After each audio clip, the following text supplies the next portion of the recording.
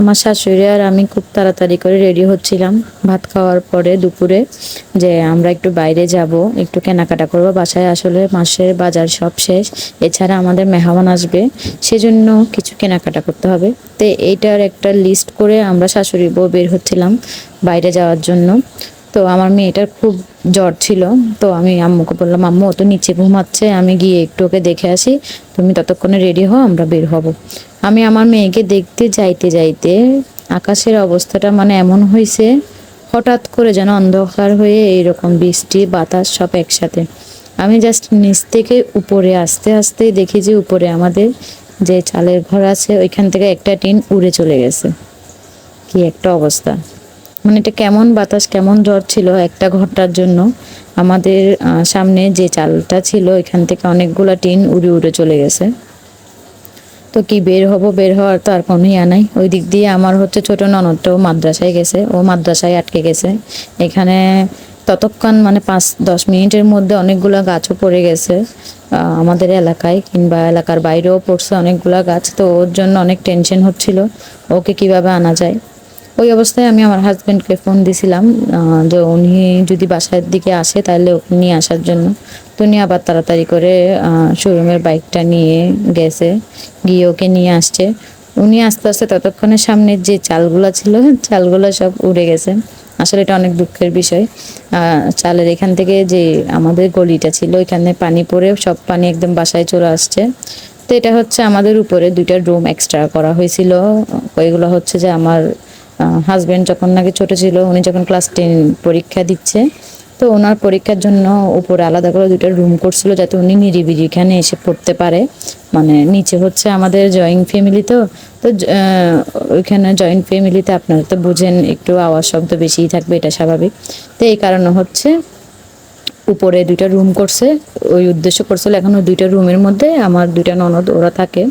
তো নিচে এখানে হচ্ছে আমার মেয়ে ঘুমাচ্ছে, আমি ওকে আবার দেখতে আসছি। উপরে যখন চাল চলে গেছে আমার অনেক ভয় লাগতেছে, ও তো অনেক অসুস্থ। তো অনেক হচ্ছে আপনার বজ্রপাত হচ্ছিল, তা আওয়াজ শব্দ হচ্ছিল, তাই আমি ওকে একটু দেখতে আসছি। এদিক দিয়ে হচ্ছে আমাদের পেছন দিকে হচ্ছে একটা গাছ পড়ে গেছে, তো আবার গাছটা একটু আমি দেখতে গেছিলাম। ওইখান থেকে আস্তে আস্তে উপরে দেখি অনেকগুলো চাল চলে গেছে। আমার শাশুড়ি বসে বসে কান্না করতেছে, উনি ভয় পাচ্ছে মানে কি হবে এখন। তার মধ্যে ওনার টেনশন হচ্ছে ঘরের বাজার, মাসের বাজার শেষ হয়ে গেছে, বাজারগুলো উনি কিভাবে আনবে, কাজ পড়ে গেছে বলতেছে, গাড়ি চলবে না।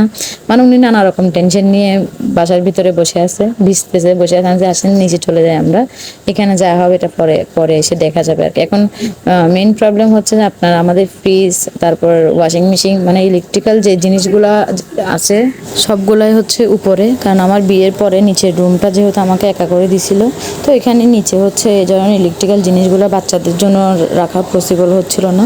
তো এগুলো হচ্ছে সব উপরে নিয়ে আসছিল।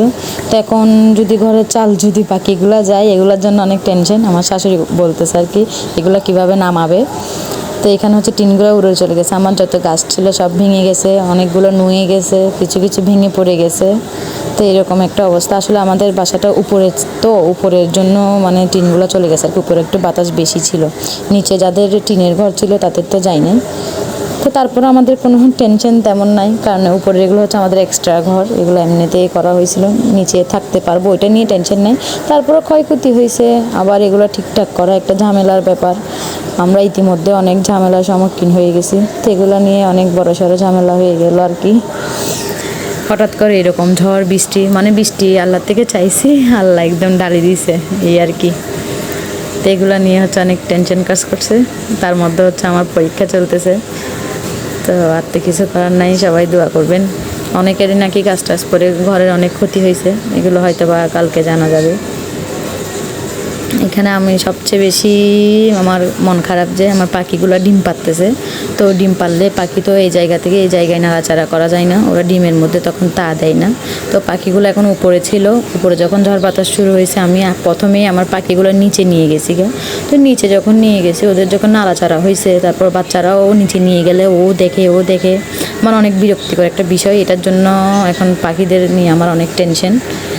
তারপর আপনার হচ্ছে আর আমার গাছগুলো নিয়ে আর কি, গাছগুলো তো নষ্ট হয়ে যাবে এই আর কি। এখানেও একটা গাছ একদম উপড়ে গেছে। তো পুকুর পাড়ের এদিকে বিশেষ করে কয়েকটা গাছই পড়ে গেছে, যেটা আমাদের পেছনের সাইড আর কি, ওই দিক দিয়ে। তা আমার হচ্ছে সবচেয়ে টেনশন, আমার অনেকগুলো চারা গজাইছিল, অনেকগুলো চারা গাছ ছিল, ওইগুলো সব বরবাদ হয়ে গেছে, একদম নষ্ট হয়ে গেছে, গাছের কোনো কিছুই নেই। তার মধ্যে পাখিগুলো একদম নতুন পাখি, রানিং, ওরা ডিম দিছে, এগুলো নিয়ে টেনশন। তো আমি যখন রাগ করে বসে আছি, আমার শাশুড়ি বলতেছে আচ্ছা ঠিক আছে আমি গিয়ে দেখি গাছের কী অবস্থা, আমি ঠিক করে দিচ্ছি, এটা কোনো ব্যাপার না। তো আমার শাশুড়ি আবার গিয়ে গাছগুলো দেখতেছে, তো আমিও সাহস করে ওনার পেছনে যাচ্ছি, কারণ আমার বুক কাঁপতেছে, একটা যদি গাছ ভেঙে যায় আমার খুব খারাপ লাগবে, মানে এই জন্য আর কি। কারণ এখানে অনেকগুলো মরিচের চারা আমি অনেক কষ্ট করে তুলছি। ছাদ বাগানে আসলে এত সহজে গাছ রোপণ করা যায় না, কারণ আমি কোনো সার এই সেই বলে এগুলো কোনো ইউজ করতেও জানি না, এটা জানিও না। যে মাটি আছে ওই মাটিতেই আমি এটা চেষ্টা করি, সেজন্য অনেক ভয় লাগতেছিল।